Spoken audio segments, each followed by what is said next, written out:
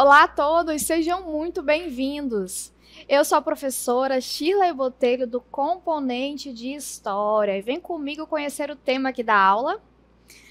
A aula 25 tem como objeto de conhecimento noções de direitos humanos e cidadania, processos de disputas sociais e políticas entre diferentes grupos, bem como o reconhecimento e o respeito às diferenças linguísticas, culturais, religiosas, étnico-raciais, gênero, tendo a compreensão que essas relações são historicamente construídas, problematização e desnaturalização das formas de desigualdade, preconceito, discriminação e intolerância no âmbito local, nacional e global.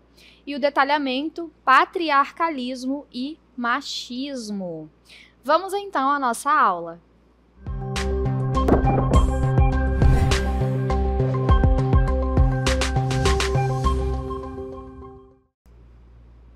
Então, para a gente dar início aqui à nossa aula, nós trouxemos aqui uma imagem, né, que ela representa a obra de Debré, que foi confeccionada ali no século XIX.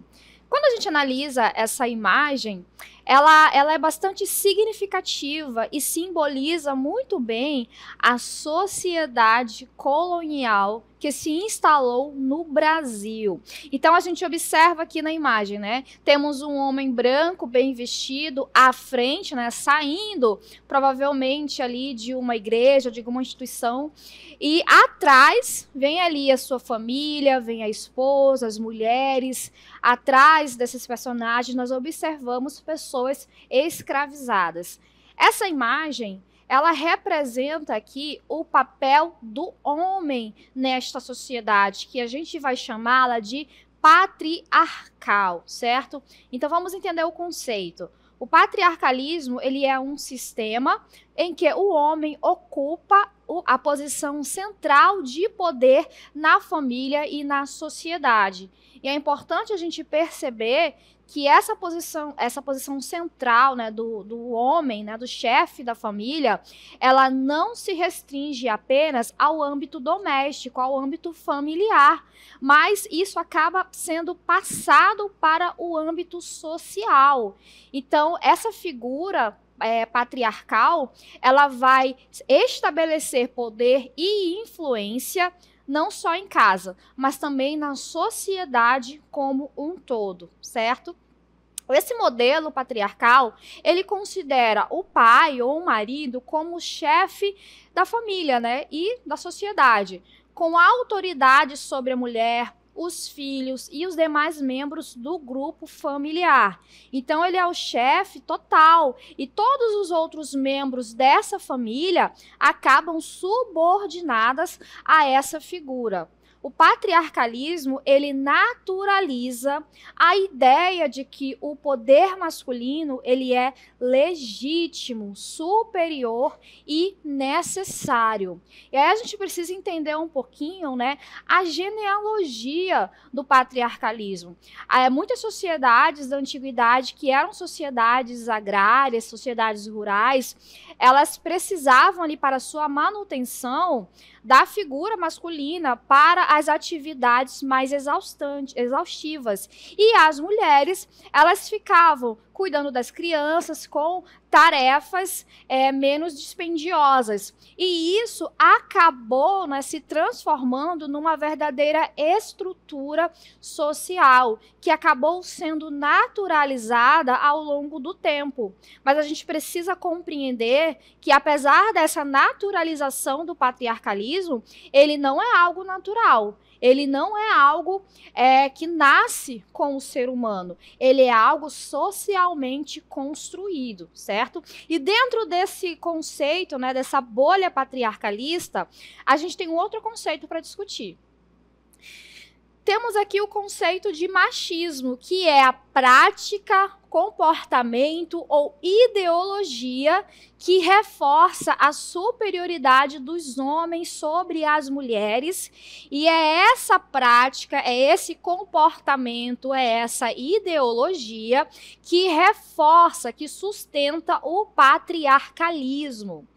O machismo, ele se manifesta em atitudes cotidianas, piadas, expectativas sociais e até em formas graves de violência física, moral e psicológica. E para a gente trazer um pouquinho para a nossa realidade, para o nosso cotidiano, de como o machismo ele está instaurado no nosso dia a dia, a gente trouxe aqui algumas frases machistas que é muito comum de nós ouvirmos no nosso cotidiano. Por exemplo, que lugar de mulher é na cozinha.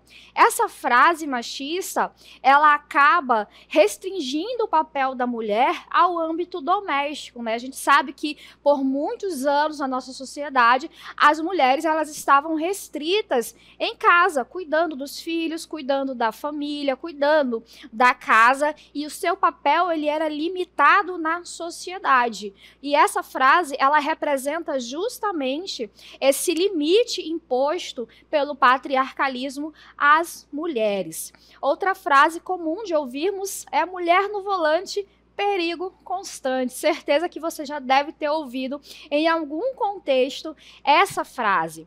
Ela implica em negar à mulher uma certa autonomia, em negar a ela um certo conhecimento em atividades mais práticas, né? Então coloca a mulher num lugar inferior, como se ali não fosse o local dela, como se ela não tivesse habilidades para dirigir, por exemplo.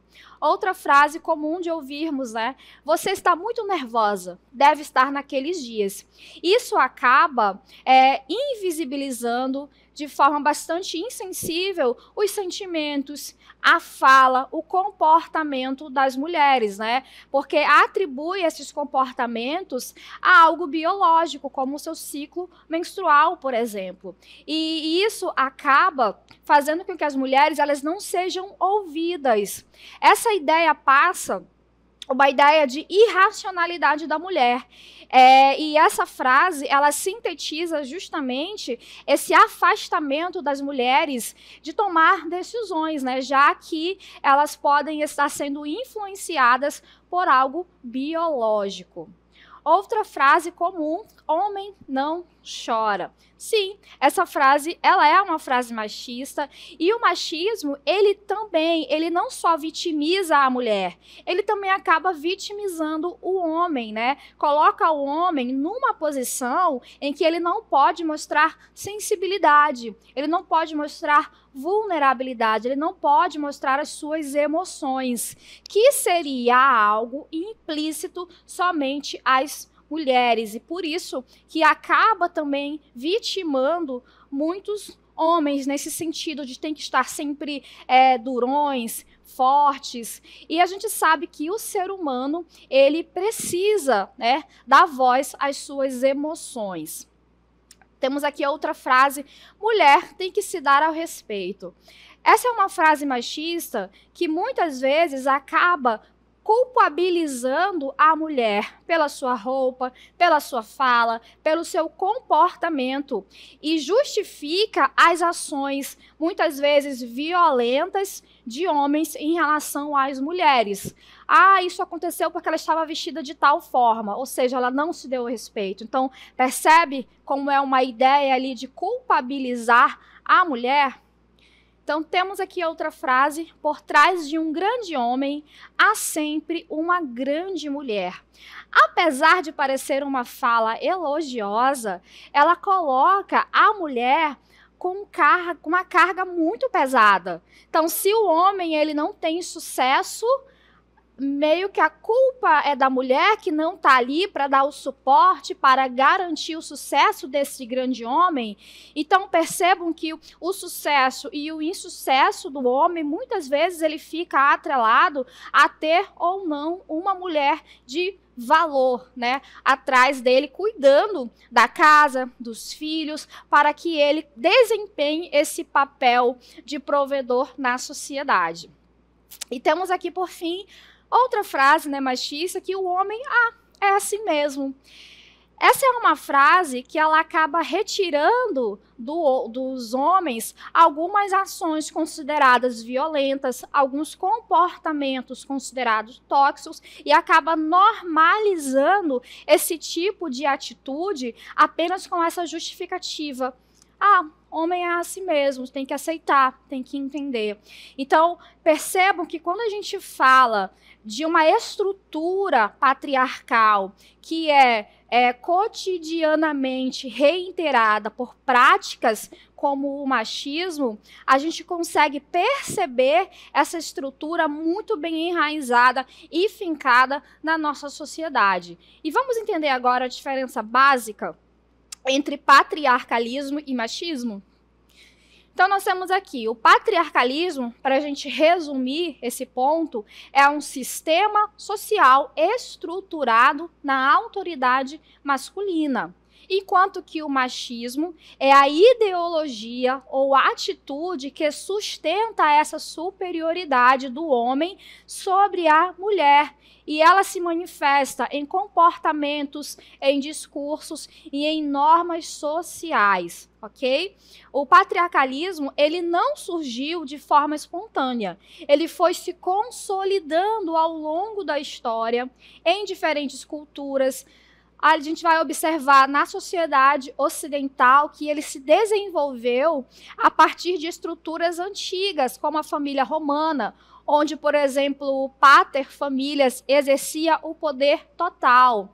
E com o avanço do cristianismo na Europa, isso acabou se consolidando a ideia da mulher como subordinada ao homem. Então, reforçando, esse sistema patriarcal, ele não é algo natural, é algo que foi construído ao longo do tempo e ele vai se perpetuando com práticas como o machismo, por exemplo.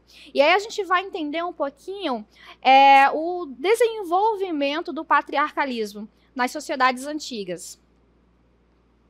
Então, a gente tem aqui, né, na Mesopotâmia, com o Código de Hammurabi, ali em 1754 a.C., que ele estabelecia leis que colocavam as mulheres em posições de submissão. Por exemplo, o marido ele podia repudiar a esposa por esterilidade ou por desobediência.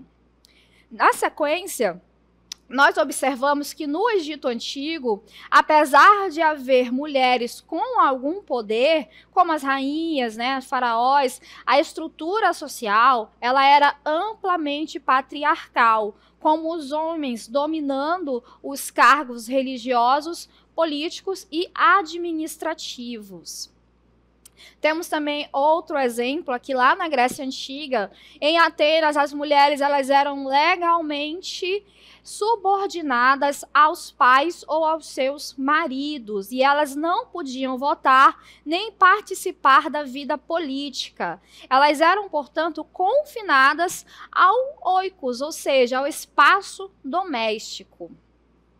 Na Roma antiga, né, o pater familias, o pai da família, ele tinha autoridade absoluta sobre todos os membros da família, incluindo esposa e filhos. Então, as mulheres elas tinham poucos direitos legais. E na Idade Média, né, que durou ali entre o século V e o século XV, a Igreja Católica ela reforçou essas ideias patriarcais. A mulher ela era vista como a porta do pecado, influência de Eva, né, sendo aconselhada a submissão ao marido. E a virgindade e obediência eram valores femininos fundamentais. O direito feudal ele estabelecia que a herança de terras e títulos ela deveria ser transmitida principalmente por linhagem masculina. Mulheres só herdavam na ausência de homens. Então, a gente consegue compreender, né, a partir de todo esse histórico, como as mulheres elas foram sendo subjugadas ao longo do tempo por leis, pela religião, a se manter nesse âmbito de submissão e no ambiente doméstico.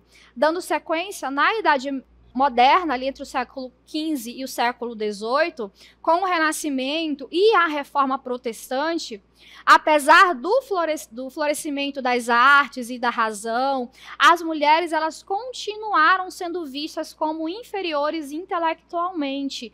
A Reforma Protestante ela reforçou o papel da mulher como esposa, obediente e como mãe cuidadosa.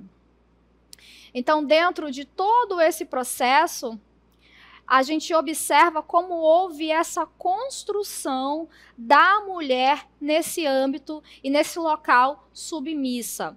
Aí a gente observa, né, que durante o colonialismo europeu, a colonização na América, na África e na Ásia, os europeus eles impuseram modelos patriarcais às populações nativas.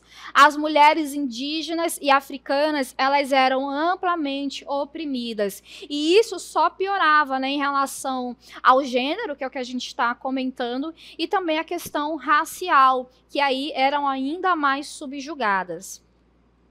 E dando continuidade, vamos entender esse processo na idade contemporânea, né? Que vai ali, vamos abordar o século XIX ao século XXI.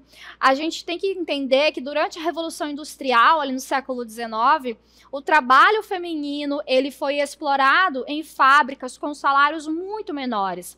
A ideologia do lar como domínio feminino e trabalho como domínio masculino acabou se intensificando. E apesar das mulheres elas terem que sair desse âmbito doméstico e acabar ocupando muitas vezes os cargos que os homens ocupavam para ajudar na renda familiar, elas continuavam sendo exploradas, recebendo muito menos, né? Quais são os direitos políticos que as mulheres elas vão conquistar nesse processo? Elas só começaram a conquistar o direito ao voto, por exemplo, no final do século XIX e ao longo do século XX. No Brasil, por exemplo, isso vai acontecer ali no governo de Getúlio Vargas, né, a partir de 1932.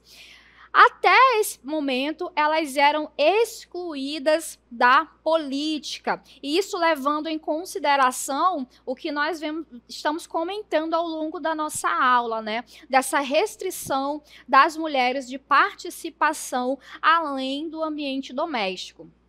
Do século XX até os dias de hoje, mesmo com avanços legais, o patriarcalismo persiste em práticas culturais. E aí a gente observa a violência de gênero, a disparidade salarial e a subrepresentação feminina em cargos de poder. E aí a gente vai trazer essa discussão aqui para o âmbito nacional e vamos entender as raízes históricas do patriarcalismo e do machismo no Brasil. No Brasil, o patriarcalismo ele ganhou contornos próprios durante o período colonial. A economia rural e escravista, ela girava em torno do homem branco, proprietário de terras, que acumulava poderes econômicos, políticos e sociais. Esse homem, ele decidia sobre o destino de toda a família e também sobre os escravizados, impondo um modelo autoritário e hierárquico. As mulheres, elas eram vistas como dependentes, responsáveis apenas pelo lar e pela reprodução. Esse modelo se manteve mesmo após a independência do Brasil, que aconteceu em 1822, e também após a abolição da escravidão em 1888, e acabou permanecendo forte nas estruturas sociais, jurídicas e culturais. Até a Constituição de 1934, por exemplo, as mulheres não tinham direito ao voto, como a gente discutiu, né? E para fechar, sintetizar um pouquinho melhor essas ideias, no período colonial, quando o colonizador ele chega e inicia-se esse processo de colonização, percebam que essa colonização ela já inicia-se nessa estrutura patriarcalista, que coloca o homem como figura central ali da vida no âmbito doméstico, familiar. Ele é o chefe da família e também no âmbito social. Essa figura, ela vai exercer influência sobre as demais camadas sociais. Então, a gente consegue compreender como, ao longo da história do Brasil, a nossa sociedade ela está fincada, ela está estruturada nesse sistema patriarcal. E somente a gente vai ter algumas mudanças, né, já no século XX. Então, são séculos aí de perpetuação dessas práticas patriarcalistas. Esse dado que a gente traz aqui em relação à Constituição de 1934, né, da era varguista, que é a primeira vez que a mulher ela é colocada ali com um direito político, um direito civil muito importante.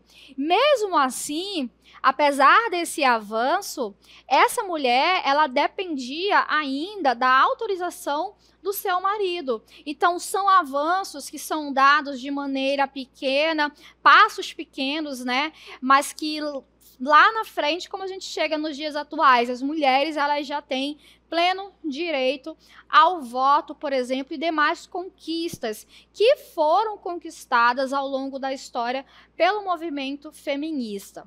Somente em 2002, com a reforma do Código Civil, a figura de chefe de família deixou de ser exclusivamente do homem. Então, a partir daí, famílias que não têm o homem, o marido, o pai, muitas famílias que são compostas por mulheres e seus filhos, agora, a partir de 2002, elas passaram também a ser consideradas chefes de família.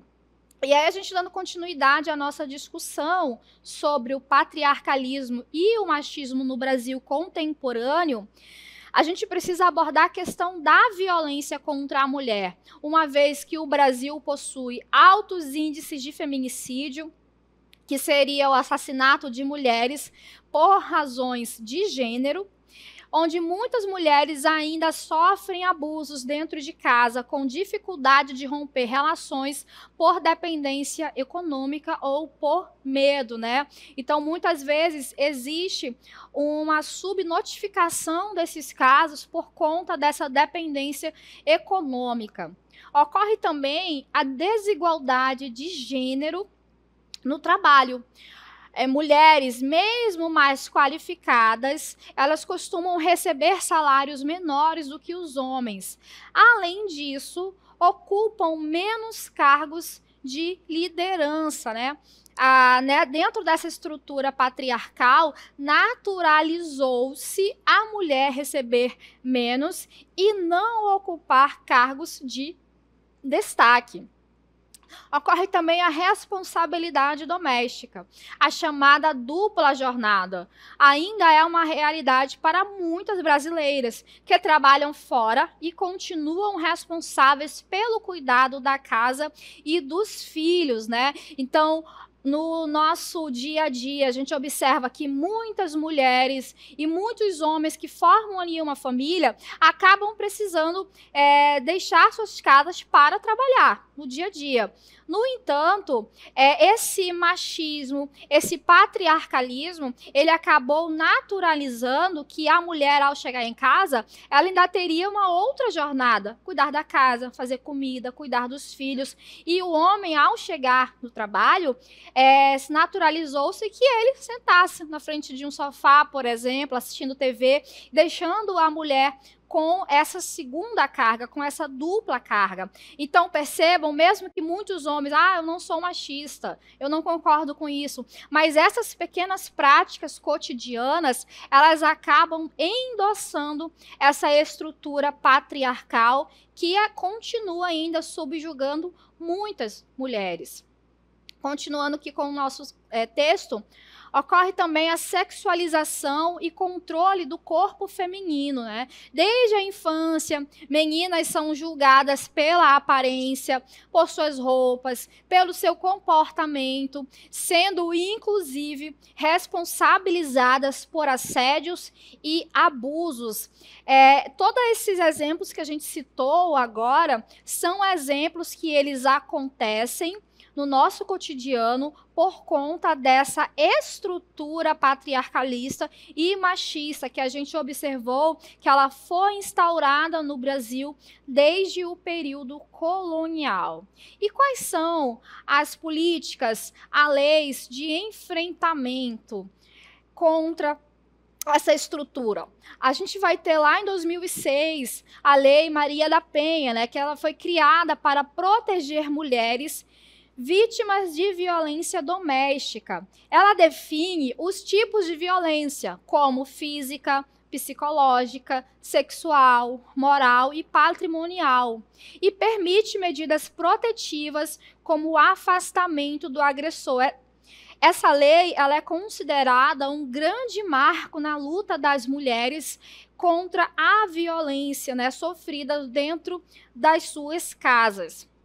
Em 2015, também foi instituída a Lei do Feminicídio, que reconhece o assassinato de mulheres por razões de gênero como crime hediondo, com penas mais severas. Então, essas leis que foram implementadas, elas são leis que buscam esse enfrentamento, né? Uma vez que o Brasil é um país muito violento para as mulheres. Continuando aqui no nosso texto, em 2018, temos a Lei da Importunação Sexual, que criminaliza o assédio em locais públicos, como toques indesejados e abordagens de cunho sexual. Em 2023, a Lei da Igualdade Salarial é instituída. Ela determina a fiscalização e punição a empresas que pagam salários desiguais entre homens e mulheres, exercendo a mesma função. E ali, em 1988, a Constituição Federal, ela estabeleceu que homens e mulheres são iguais em direitos e obrigações, marcando um avanço na legislação brasileira. Mas vocês percebem que nós citamos algumas leis dos anos 2000 para cá e, por fim, deixamos ali a Constituição, que é anterior a essas leis. E mesmo a Constituição de 1988 estabelecendo essa igualdade de direitos entre homens e mulheres, precisou-se, ao longo das décadas seguintes, reforçar leis e políticas para proteger e garantir esses direitos às mulheres. E a gente traz agora um dado muito importante, que é o infográfico no Brasil, que registra o aumento em todas as formas de violência não letal contra as mulheres no ano de 2024. E aí a gente observa aqui, né, essa evidência sobre as violências, que entre 2022 e 2023, as taxas das violências não letais contra as mulheres, elas aumentaram cerca de 23%. E em 2023, mais de 39 mulheres foram vítimas de alguma forma de violência não letal por hora no país, enquanto em 2022 esse número era de 32. A gente percebe que está ocorrendo uma escalada nesse tipo de violência. Além disso, a violência física, né? No Rio de Janeiro apresentou uma taxa de 84% maior do que a taxa nacional. A força corporal, ela continuou como o método mais utilizado em casos de violência física contra mulheres, o que corresponde a cerca de 74% dos casos registrados no ano de 2023. E aí ele sintetiza o dado de 2023, onde 479 mulheres por dia foram vítimas de algum tipo de violência, né? E aí a gente traz esse outro dado, que na Amazônia Legal, onde a média de mulheres vítimas de violência sexual é superior à média nacional, cerca de 69% das vítimas eram de meninas de 0 a 14 anos, e que no Distrito Federal e Amazonas registrou-se taxas de violência 76% e 71% superiores à média nacional. Esses dados, eles revelam como essa estrutura social fincada no patriarcalismo, que é reiterada cotidianamente por práticas machistas, elas ainda vitimizam muitas mulheres. Por isso, a importância da conscientização contra esses comportamentos, né? E a mudança dessa estrutura social patriarcal. Finalizamos assim a nossa aula.